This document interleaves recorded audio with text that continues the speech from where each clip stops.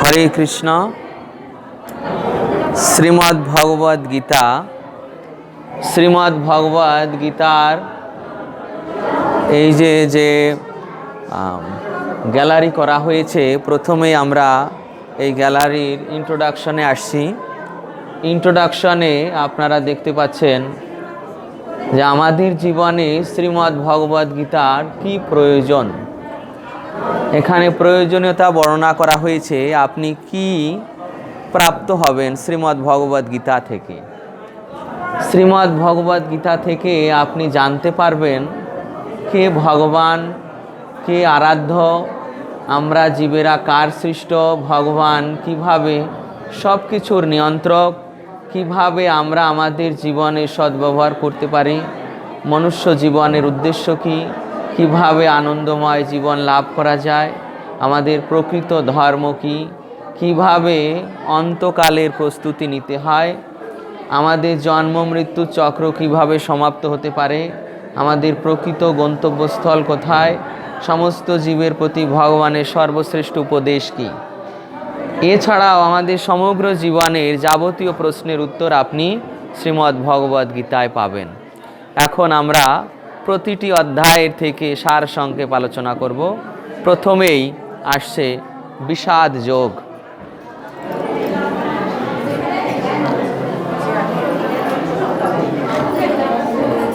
বিষাদ যোগ প্রথম অধ্যায়। কুরুক্ষেত্রের রণাঙ্গনে আচার্যবর্গ বন্ধুদের দর্শন করে অর্জুনের শোক, দুঃখে কাতর হওয়ার ফলে অর্জুনের মন মহাচ্ছন্ন হল। শিল প্রভুপাদ মতবাদ দিয়েছেন যে অর্জুন তার দেহটিকে স্বরূপ মনে করেছিলেন এবং দেহের সম্বন্ধে যারা আত্মীয় তাদের শোকে মুহ্যমান হয়েছিলেন। শিল প্রভুপাদ 1:29 এটা বলছেন যে অর্জুন তার দেহটিকে স্বরূপ মনে করেছিলেন, অর্থাৎ এই দেহ আমি এবং যারা আমার আত্মীয় স্বজন তারা আমার, এই যে আমি আমার দেহাত্ম বুদ্ধি। শিল প্রভুপাদ সিদ্ধান্ত দিচ্ছেন যে জড় জগতের প্রতি আসক্তি মানুষকে মহাচ্ছন্ন করে। এই যে বিষয় যেটা এখান থেকে আমরা দুটি বিষয় নিয়েছি এবং শিল প্রভুপাদ কি মন্তব্য করেছেন সেই সাপেক্ষে সিদ্ধান্ত যে জড় জগতের প্রতি আসক্তি মানুষকে মহাচ্ছন্ন করে। অতএব আমরা কি নীতি শিক্ষা পেলাম? জড় জগতের প্রতি অত্যধিক আসক্তি ত্যাগ করা উচিত, এটাই আমাদের নীতি শিক্ষা। কিভাবে আমরা আমাদের ব্যক্তিগত জীবনে প্রয়োগ করব? কৃষ্ণ ভাবনাময় কার্যে নিজেকে যুক্ত রাখার চেষ্টা। যদি কৃষ্ণ ভাবনাময় কার্যে নিজেকে আমরা যুক্ত রাখি, তবেই আমরা এই জাগতিক আসক্তি থেকে আমাদের আসক্তিকে কৃষ্ণে বা কৃষ্ণ সম্বন্ধিত বিষয়ে পরিবর্তন করতে পারব। নেক্সট আমাদের থাকছে বিষাদ যোগের দ্বিতীয় বিষয়।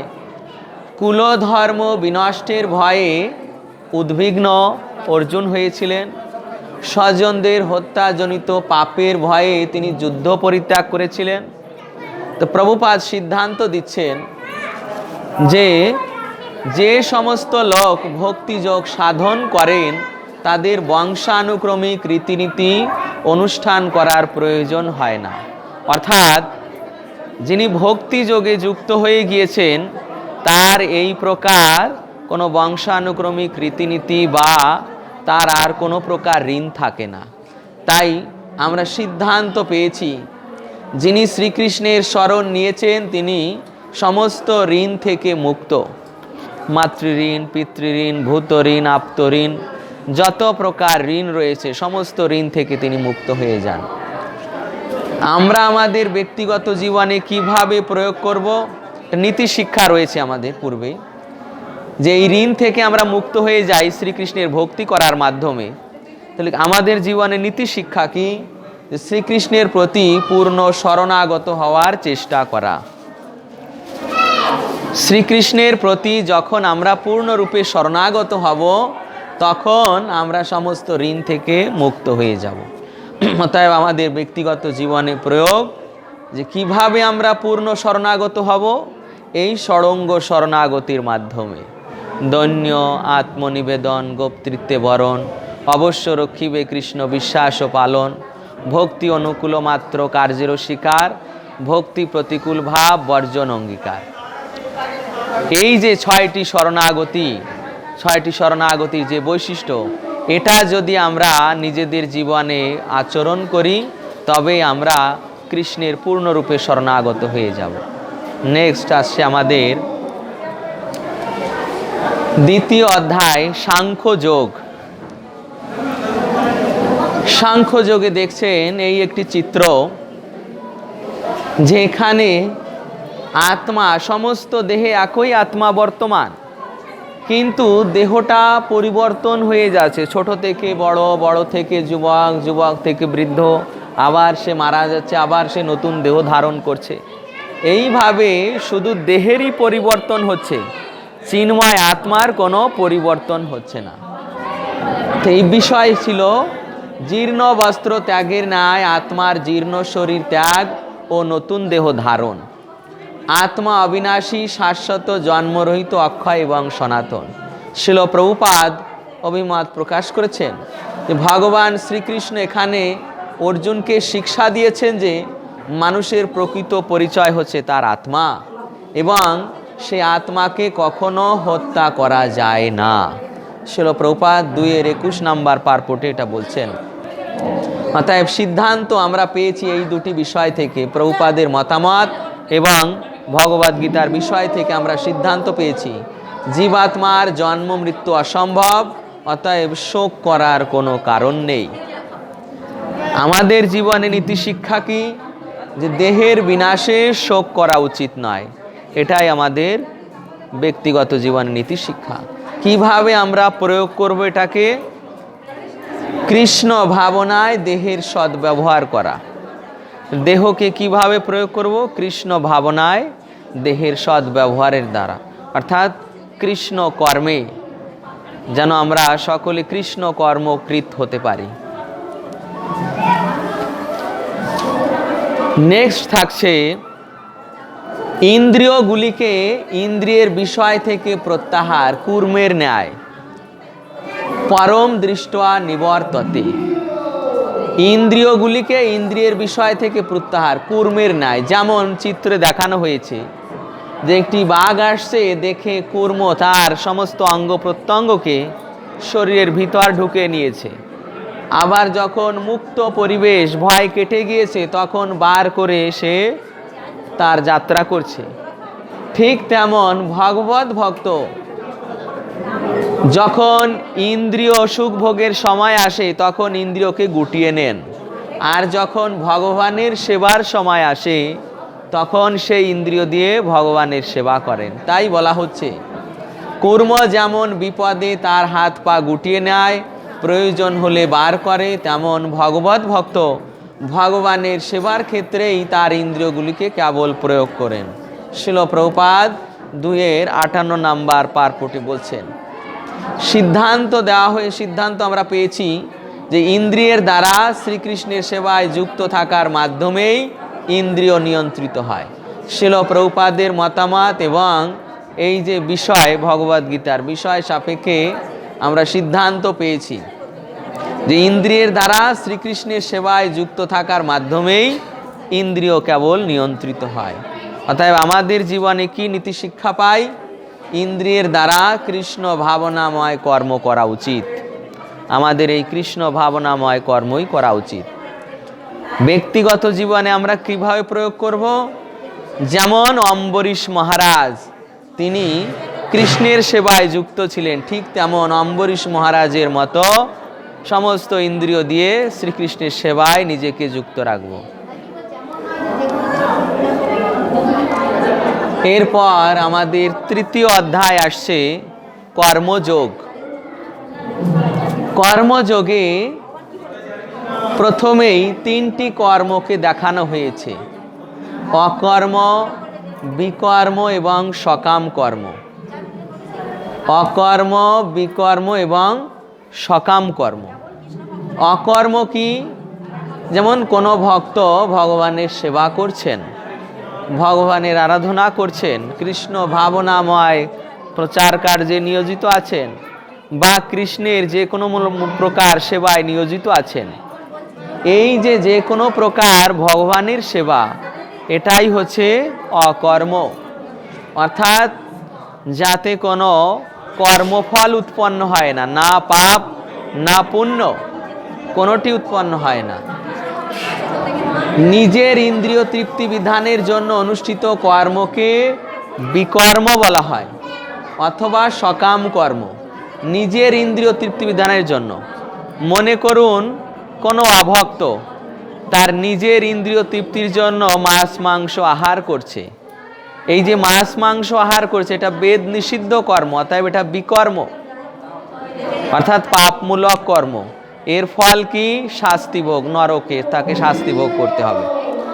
নেক্সট আসছে সকাম কর্ম। এটা যদিও বেদ অনুমোদিত, তথাপি এটা ইন্দ্রিয় তৃপ্তিমূলক। কেন না? বেদের নির্দেশ মেনে ইন্দ্রিয় তৃপ্তি করা। তো এটা সকাম কর্ম, মানে পুণ্যময় কর্ম। যেমন পুণ্যফল লাভের জন্য দেবদেবীদের আরাধনা করা, পুণ্যফল লাভের জন্য অন্নদান, বস্ত্রদান, ছত্রদান, স্কুল কলেজ প্রতিষ্ঠা, হাসপাতাল প্রতিষ্ঠা, গাছ লাগানো, গরিব দুঃখীদের খেতে দেওয়া, এগুলো সব পুণ্যময় কর্ম। কেন না? পুণ্য ফল উপার্জনের জন্য তারা করছে, যেহেতু তারা স্বর্গ সুখ চায়। এই কামনা বাসনার জন্য যে কর্ম, সেটা হচ্ছে সকাম কর্ম। প্রভুপাদ সিদ্ধান্ত দিচ্ছেন যে বিষ্ণুকে সন্তুষ্ট করার জন্যই কেবল কর্ম করা উচিত, এছাড়া আর সমস্ত কর্ম আমাদের এই জগতের বন্ধনে আবদ্ধ রাখে। 3:9 পার্পটে তিনি বলছেন। সিদ্ধান্ত কি? ইন্দ্রিয় তর্পণের চেষ্টা বর্জন করা। এই যে আমরা মহাজন অভিমত এবং এখান থেকে যে বিষয় পেলাম, এর সিদ্ধান্তে সাপেক্ষে সিদ্ধান্ত দিতে পারি যে আমরা আমাদের জীবনে এই ইন্দ্রিয় তর্পণের চেষ্টা বর্জন করতে হবে। নীতি শিক্ষা কি পাই? কেবল শ্রীকৃষ্ণের সন্তুষ্টি বিধানের জন্যই কর্ম করা উচিত, কেবল শ্রীকৃষ্ণের সন্তুষ্টি বিধানের জন্যই কর্ম করা উচিত। এই হচ্ছে আমাদের নীতি শিক্ষা।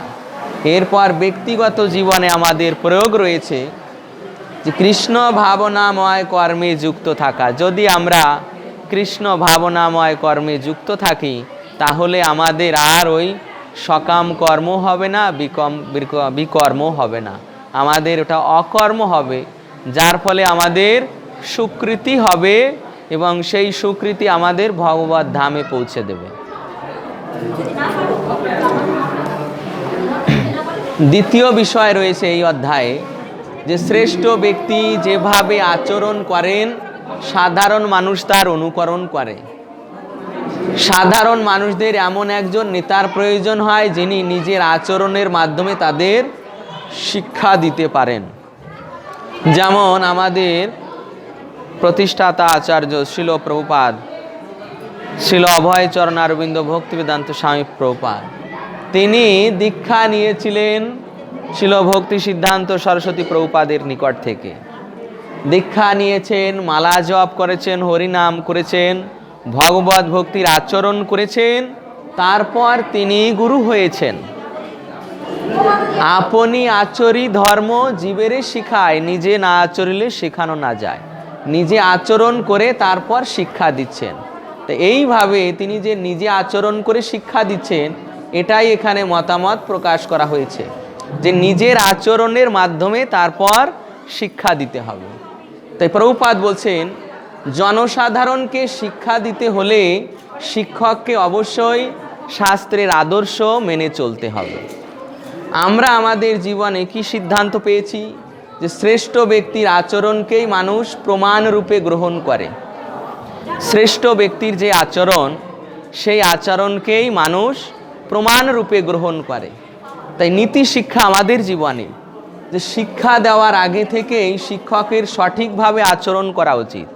যিনি শিক্ষা দেবেন, মনে করুন যে টিচার নিজে ধূমপান করে, সে তার স্টুডেন্টদের যদি শিক্ষা দেয় তোমরা ধূমপান করো না, সেই স্টুডেন্টরা কখনো সেই টিচারের সেই উপদেশ শ্রবণ করবে না। কেননা শাস্ত্রেও রয়েছে যে শিক্ষা দেওয়ার আগে থেকে শিক্ষকেরই সঠিকভাবে আচরণ করতে হবে। তাই আমরা আমাদের জীবনে, ব্যক্তিগত জীবনে প্রয়োগ পেয়েছি মহাজনদের পদাঙ্ক অনুসরণ, যেটা পূর্ববর্তী মহাজনেরা করে গিয়েছেন। তারা নিজেরা আচরণ করেছেন, তারপর শিক্ষা দিয়েছেন। ঠিক আমাদের ওইভাবে মহাজনদের পদাঙ্ক অনুসরণ করতে হবে। হরে কৃষ্ণ। নেক্সট আসছি আমরা চতুর্থ অধ্যায় জ্ঞানযোগ। চতুর্থ অধ্যায় জ্ঞানযোগ। দেখুন এখানে চিত্রে দেখানো হয়েছে যে ভগবান শ্রীকৃষ্ণ তিনি আজ থেকে ৫,৫০০ বছর পূর্বে এই যে ভগবদ গীতার জ্ঞান, তিনি তারও পূর্বে ভগবান এই যে ভগবদ গীতার জ্ঞান সেটা প্রথমে তিনি সূর্যদেব বিবস্বানকে দিয়েছিলেন। বিবস্বান সেই জ্ঞান তার পুত্র মনু মহারাজকে দিয়েছিলেন। মনু মহারাজ তার সেই জ্ঞান তার পুত্র ইক্ষ্বাকুকে দিয়েছিলেন। এই যে ইক্ষ্বাকু মহারাজকে তিনি জ্ঞান দিলেন, পরবর্তীতে এই গুরু পরম্পরা ছিন্ন হয়। এই যে রাজর্ষি পরম্পরা ছিন্ন হলো, পরবর্তীতে ভগবান শ্রীকৃষ্ণ আজ থেকে সেই ৫,৫০০ বছর পূর্বে কুরুক্ষেত্রে যুদ্ধে প্রাক্কালে তিনি অর্জুনকে এই ভগবদ গীতা জ্ঞান প্রদান করেছিলেন। মহামুনি বেদব্যাস ত্রিদিব্য দৃষ্টির মাধ্যমে সেটা দর্শন করেছিলেন এবং লিপিবদ্ধ করে রেখেছিলেন মহাভারতে। পরবর্তীকালে আমাদের এই সম্প্রদায়ের আচার্যদের মাধ্যমে আমরা সেই ভগবদ গীতাকে এখন ভগবদ গীতা যথাযথ রূপে লাভ করেছি। প্রভুপাদ মতামত দিয়েছেন যে ভগবদ গীতাকে যথাযথভাবে গ্রহণ না করে দার্শনিক জল্পনা কল্পনামূলক নিবন্ধন মনে করলে কেবল সময়ের অপচয় হবে। এখানে এই ভগবদ গীতার দুটি বিষয় উল্লেখ করা হয়েছিল যে পরম তত্ত্বজ্ঞান লাভ করতে হয় গুরু পরম্পরা ধারায়। পরম্পরা ব্যতীত জ্ঞান লাভ দার্শনিক জল্পনা কল্পনা প্রসূত অর্থাৎ ত্রুটিপূর্ণ। এই যে জ্ঞান এটা লাভ করতে হয় পরম্পরা ধারায়। 4টি সৎ পরম্পরা রয়েছে। ব্রহ্মমাদ্য গৌড়ীয় সম্প্রদায়, এটা আছে ব্রহ্ম সম্প্রদায় অর্থাৎ ব্রহ্মাজি থেকে যেটা শুরু হয়েছে। তারপর আরেকটি সম্প্রদায় রয়েছে যেটা লক্ষ্মী দেবী থেকে শুরু হয়েছে, শ্রী সম্প্রদায়। তারপর আরেকটি সম্প্রদায় রয়েছে যেটা দেবাদিদেব মহাদেব থেকে হয়েছে, রুদ্র সম্প্রদায়। তারপর আরেকটি সম্প্রদায় যেটা হয়েছে ব্রহ্মার পুত্র সনত কুমার থেকে। এই 4 সম্প্রদায়ের প্রত্যেকেই কৃষ্ণের ভক্ত, প্রত্যেকেই ভগবান শ্রীকৃষ্ণের আরাধনা করছেন, প্রত্যেকেরই আরাধ্য বা উপাস্য হচ্ছেন ভগবান শ্রীকৃষ্ণ। তো এইভাবে এই যে পরম্পরার ভিত্তিতে চলে এসেছে যে ধারা, সেটাই সদ্গুরু পরম্পরা। অতএব জ্ঞান লাভ করতে হয় এই পরম্পরা ধারায়। যদি পরম্পরা ব্যতীত হয়ে আমরা জ্ঞান লাভ করতে যাই, তাহলে সেটা হয়ে যাবে দার্শনিক জল্পনা কল্পনা প্রসূত অর্থাৎ ত্রুটিপূর্ণ। অতএব যত সমস্ত অবৈধ সম্প্রদায় আছে, এদের জ্ঞান প্রকৃতপক্ষে দোষযুক্ত, এদের সমস্ত জ্ঞান ত্রুটিপূর্ণ, এদের কোনো জ্ঞান ত্রুটি থেকে মুক্ত নয়, কেননা এরা সৎ পরম্পরায় নয়। প্রভুপাদ সিদ্ধান্ত দিয়েছেন যে ভগবদ গীতাকে যথাযথভাবে গ্রহণ না করে দার্শনিক জল্পনা কল্পনামূলক নিবন্ধন মনে করলে কেবল সময়ের অপচয় হবে। এই যে ভগবদ গীতা, এই ভগবদ গীতাকে যদি কেউ দার্শনিক জল্পনা কল্পনামূলক নিবন্ধ মনে করে, তার কেবল সময়ের অপচয় হবে। তাহলে ওটা পড়া তার সময়ের অপচয় হয়ে যাবে। তো সিদ্ধান্ত আমরা পেয়েছি যে ভগবদ গীতা মানুষের প্রতি ভগবানের আশীর্বাদ, যা গুরু পরম্পরায় লাভ হয়। এই যে ভগবদ গীতার জ্ঞান, এটা সমস্ত মানুষের প্রতি ভগবানের এক অপ্রাকৃত আশীর্বাদ, যা কেবলমাত্র গুরু পরম্পরায় লাভ হয়। পরম্পরা ছিন্ন হলে সেই ভগবদ গীতার জ্ঞান যথাযথ থাকে না। এই জন্য সেই সৎ পরম্পরায় আমাদের ছিল প্রভুপাদ আমাদের উপহার দিলেন শ্রীমদ্ ভগবদ্ গীতা যথাযথ। নীতি শিক্ষা আমাদের জীবনে যে ভগবদ্ গীতার জ্ঞান গুরু পরম্পরা ধারায় গ্রহণ করা উচিত। আমরা আমাদের ব্যক্তিগত জীবনে কিভাবে প্রয়োগ করব? সৎ পরম্পরায় যুক্ত হওয়ার চেষ্টা। আমাদের অবশ্যই সৎ পরম্পরায় যুক্ত হতে হবে। নেক্সট আসছে যে সাধুদের পরিত্রাণ করার জন্য, দুষ্কৃতকারীদের বিনাশ করার জন্য, ধর্ম সংস্থাপনের জন্য ভগবান অবতীর্ণ হন। যে ভগবান কি জন্য অবতীর্ণ হন? সাধুদের পরিত্রাণ করার জন্য, দুষ্কৃতকারীদের বিনাশ করার জন্য, ধর্ম সংস্থাপনের জন্য। এই যে ভগবান তিনি যুগে যুগে অবতীর্ণ হন, এই ভগবানের জন্ম কর্ম দিব্য অর্থাৎ অপ্রাকৃত, অর্থাৎ আমাদের মতো জন্ম কর্ম নয় তার। অতএব আমরা যেভাবে আমাদের দৃষ্টিতে জন্মকর্মকে বিচার করি, সেভাবে আমরা কিন্তু ভগবানের জন্মকর্মকে বিচার করতে পারি না। প্রভুপাদ বলছেন যে ভগবানের জন্মকর্ম কত মহান। যিনি ভগবানের অবতরণের তত্ত্ব উপলব্ধি করতে পারেন, তিনি দেহত্যাগ করার পর ভগবত ধামে ফিরে যান। যদি কেউ ভগবানের এই অবতরণের তত্ত্ব হৃদয়ঙ্গম করতে পারেন, তাহলে তিনি ভগবত ধামে ফিরে যান। তাই সিদ্ধান্ত দেওয়া হয়েছে শ্রীকৃষ্ণই পরমেশ্বর ভগবান, যাকে জানার ফলে জন্ম মৃত্যুর বন্ধন থেকে মুক্ত হওয়া যায়। কি নীতি শিক্ষা পাই? শ্রীকৃষ্ণের কার্যকলাপকে প্রাকৃত স্তরের বিবেচনা করা উচিত নয়।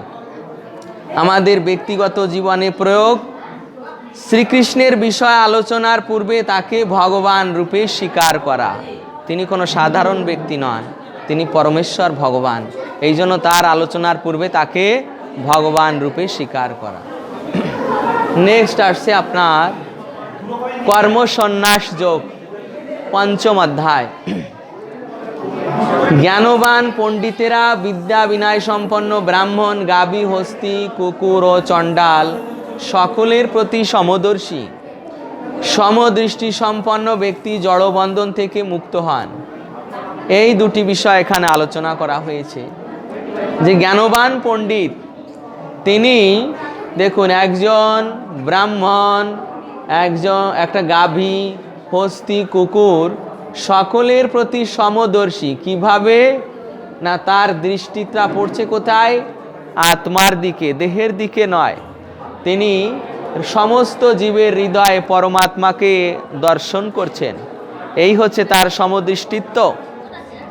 এই প্রকার সমদৃষ্টি সম্পন্ন ব্যক্তি জড়বন্ধন থেকে মুক্ত হয়ে যান।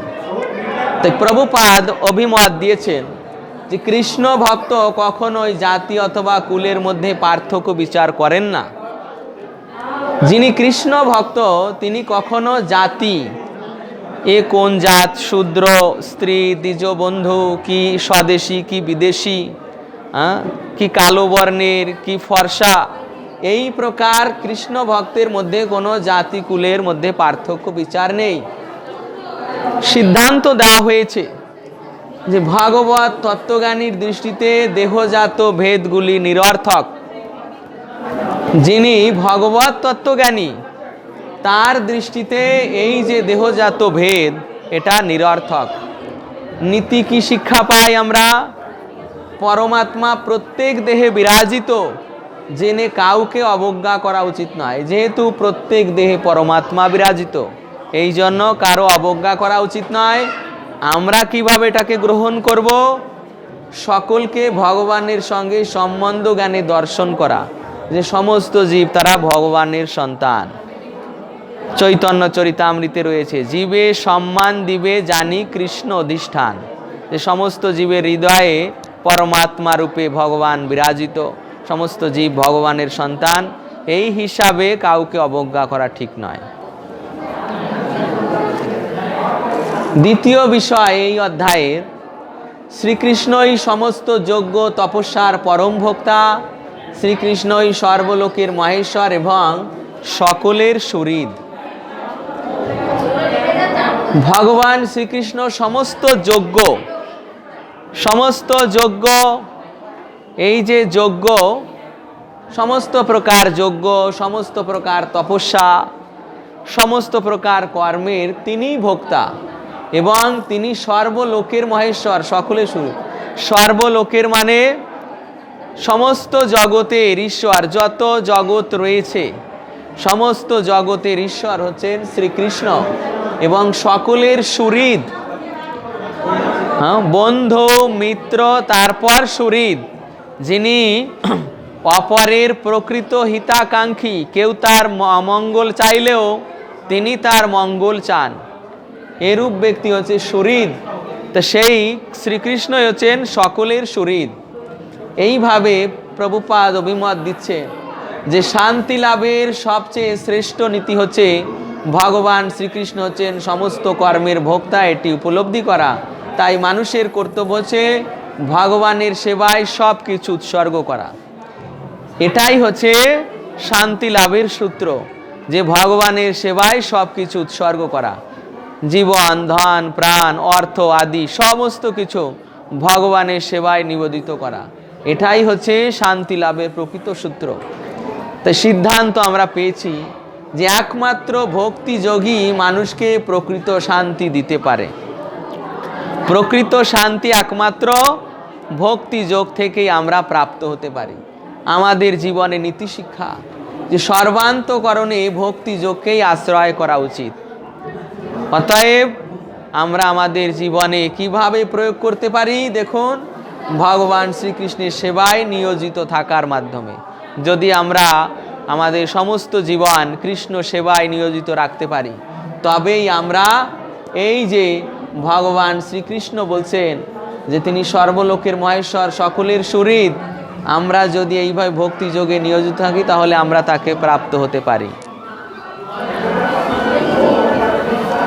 এরপর আমাদের ষষ্ঠ অধ্যায় ধ্যান যোগ। ধ্যান যোগে দেখানো হয়েছে যে প্রকৃত যোগী সর্বভূতে ভগবানকে দর্শন করেন এবং ভগবানের মধ্যে সমস্ত ভূতকে দর্শন করেন। মহাজন অভিমত দিচ্ছেন যে কৃষ্ণ চেতনাময় যোগী হচ্ছেন প্রকৃত দ্রষ্টা, কারণ তিনি সকলের অন্তরে পরমাত্মা রূপে পরমেশ্বর শ্রীকৃষ্ণকে দর্শন করেন।